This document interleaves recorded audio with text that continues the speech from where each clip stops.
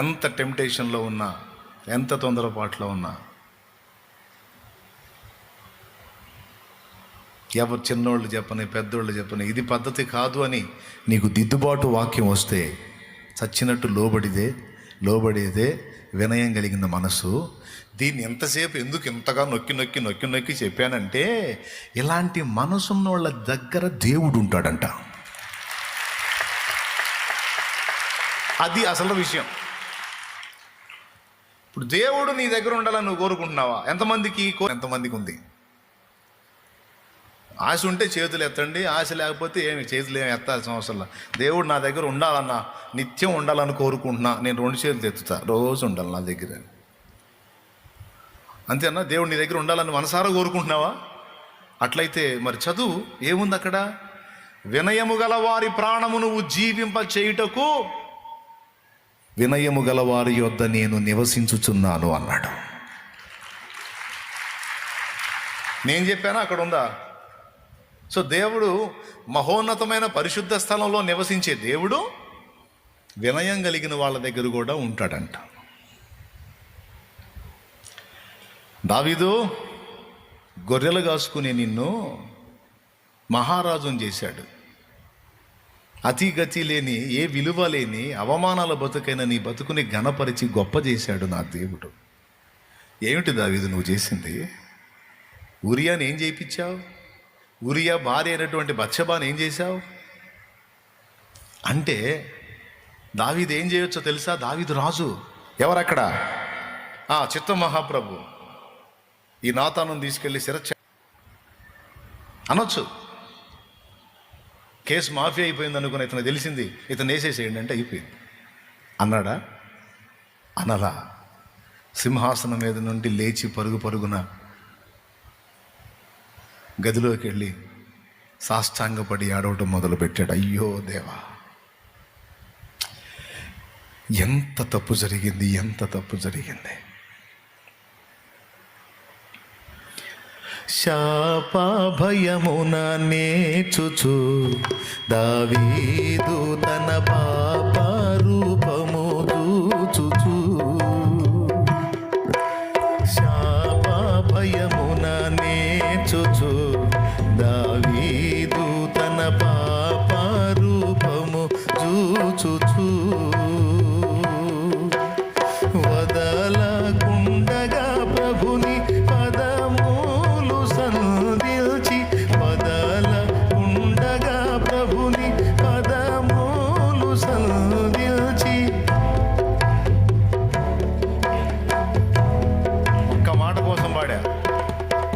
ఒక్క మాట కోసం పాడా.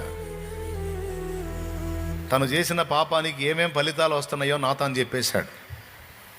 అయితే ఇది కాదు నాన్న, కరుణాపీఠము చేరరే, అది పాట. నేనేమో శరణంలో ఎత్తుకుంటా, వాళ్ళకేమో ఆ పాట ఏందో తెలియదు. పాపం వాళ్ళ బాధలు వర్ణనాతీతం. దేవునికి స్తోత్రం. శాప భయమున నేర్చుచు దావీదు తన పాప రూపము చూచుచు. అదే సౌలు అనుకో, వేసేసాడు రైండి అనేవాడు. ఎవరిని? నాతాన్ని లేపేసేవాడు. తన తప్పుని ఎత్తి చూపిన నాతాన్ని ఎత్తేసేవాడు. కానీ దావీదు అలా కాదు, గుండె పగిలిపోయింది.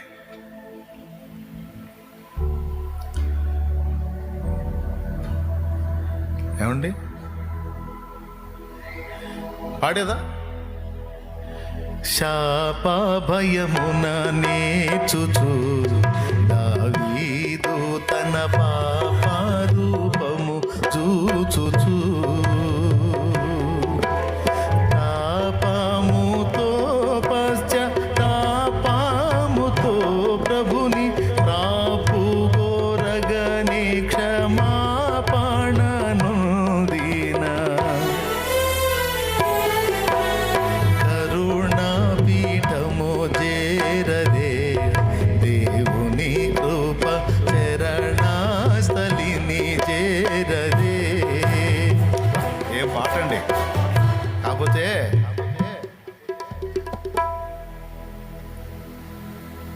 వాళ్ళకి భలే ఉల్లాసంగా ఉంది. కంటిన్యూగా పాడితే నిద్రపోతారా? అయ్యలారా, మీ రా అనకూడదు కదా, సారీ. దేవునికి స్తోత్రం. ఇది ఒక దరిద్ర భాష వచ్చి వచ్చింది, ఈ అరే తురే భాష. ఇది బావాలా, ఇది ఒక చండాలం. వాళ్ళేమో పిల్లలు, ఇంత పిల్లలు అప్పటి నుంచి నన్ను వెంబడిస్తున్నారు. వాళ్ళేమో అరే ఒరే అని పిలిచినాను. ఇప్పుడు వాళ్ళు పెద్దవాళ్ళు ఎంత ఒరే అనాలంటే నాకేం ఫీలింగ్ లేదు. నిన్నే వాళ్ళకి చాలా మంది నేను ఇంత మిడివేళకి ఎవరిని బట్టి అరే ఒరే తురే అంటుంటాడు అని మీరు ఏడనుకుంటారో నా బాధ. దేవునికి స్తోత్రం. హలో, పేత బాధలు పేతయని ఇట్ అయిపోయింది పరిస్థితి. మీరేం అనుకోకుండా వాళ్ళు చిన్నప్పటి నుంచి అలవాటు నాకు. మళ్ళీ పదాలండి. ఎప్పుడన్నా నీ పాప రూపాన్ని నువ్వు చూసుకున్నావా? దావీదు తన పాప రూపాన్ని చూశాడు. అయ్యో నేనేనా ఇంత దారుణమైన పని చేసింది. పొరుగువాని భార్యను ఆశించడమే తప్పైతే ఆమెను ఆశించి ఆమెను చెరపటమే కాకుండా ఆమె భర్తను కూడా చంపించాను. నేనేనా ఇంత దుర్మార్గం చేసిందని ఏడ్చి పశ్చాత్తాపపడి దేవుని కాళ్ళు గట్టిగా పట్టుకున్నాడు. ఏమని అడుగుతాడో తెలుసా? నువ్వు నన్ను ముట్టొద్దయ్యా, ఈ సోపుతో నన్ను గడుగు అంటాడు. ఎందుకంటే నువ్వు ముట్టడానికి కూడా నేను అర్హుణ్ణి కాను, నువ్వు నన్ను తాకి కడగటానికి కూడా యోగ్యుణ్ణి కాను, ఈ సోపుతో నన్ను గడుగు. అంత పవిత్రుణ్ణి, అంత నీచుణ్ణి, అంత దరిద్రుణ్ణి, అంత పాపిని. దేవా నేను మంచోడిని కాదు దేవా, నేను నీచుణ్ణి దేవా.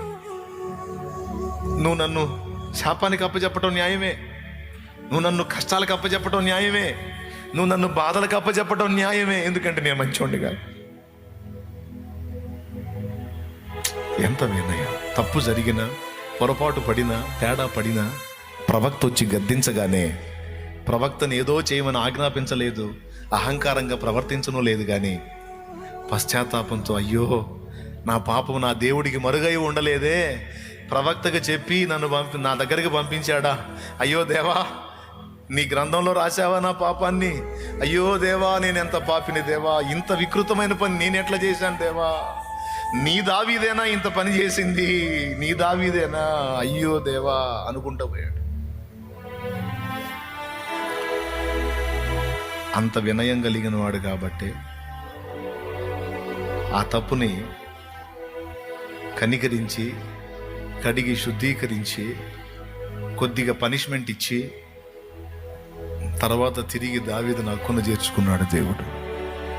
ఇంకా చెప్పాలంటే ఆయన నరమాత్రుడుగా, మానవ మాత్రుడుగా భూమి మీదకి వచ్చినప్పుడు ఆయన దావీదు కుమారుడా అనిపించుకోవడానికి ఇష్టపడ్డాడు. ఎందుకని దావీదు కుమారుడా అనిపించుకోవడానికి ఇష్టపడ్డాడు? దావీదు దగ్గర కొన్ని పొరపాట్లున్నా దావీదు దగ్గర వినయం ఉంది, దిద్దుకునే మనసు ఉంది. అందుకే ఆయన దగ్గర దేవుని సన్నిధి నిలబడి ఉంది. మీ అందరికీ చెప్పే ప్రేమపూర్వకమైన మాట ఈ హోల్ నైట్ ప్రేయర్లో, వినయం, దీన మనసు, విరిగి నలిగిన మనస్సును ఎవరు సాధన చేస్తారో నువ్వు ఎలాంటి పరిస్థితుల్లో ఉన్న దేవుడు నీతోనే ఉంటాడు. దేవుడు నీతోనే ఉంటాడు. కానీ గర్వం పనికిరాదు, అహంకారం పనికిరాదు. కొంతమందికి బాగా టెంపర్ ఎక్కినప్పుడు చూడాలా మనం, అమ్మ అట్లా కదా నేను వినను అని మహాపెడతరంగా మాట్లాడతారు. అంటే నేను పెద్ద సప్పుడుతో చెప్పొచ్చులే కానీ పాపం అనే జనులు ఉలిక్కి పళ్ళెగుస్తారు, వీడి కేకలు తగలయ్యో అని. అందుకని ఇప్పుడు నేను పెద్దగా అరవదలుచుకోలేదు, చుట్టూ అనే జనులే. అందుకని దేవునికి స్తోత్రం. మీరు పెద్దగా చెప్పండి, ఇంకొంచెం పెద్దగా, ఓకేనా? ఎవరు చెప్పిన మాట మంచిదై అది నీకు ప్రయోజనకరమై నిజంగా నీలో ఒక లోపమే అయితే దిద్దుకునే మనసును కలిగి ఉండుట వినయం, దేవుడికి ఇష్టమైన మనసు. ఖచ్చితంగా దీన్ని అలవాటు చేసుకోండి. ఈ రోజు నుంచి ప్రాక్టీస్ చేయండి, క్రమక్రమంగా నేర్చుకుంటారు. ఏమంటా? దేవునికి స్తోత్రం కలుగును గాక. పేతురు ఎక్కడా, పౌలు ఎక్కడా? పేతురు సీనియర్, పౌలు జూనియర్. కానీ పౌలు గద్దిస్తే పేతురు లోపడ్డాడు. నువ్వెంత అల్లా లోపడ్డాడు.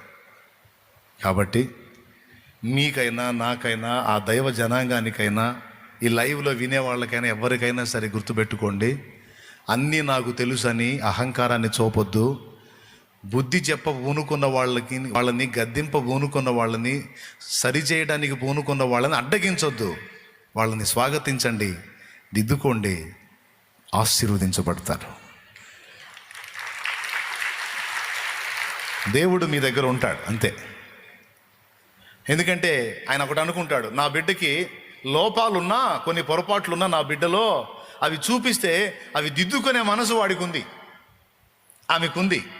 కాబట్టి నేను వాళ్ళతోనే ఉంటాను.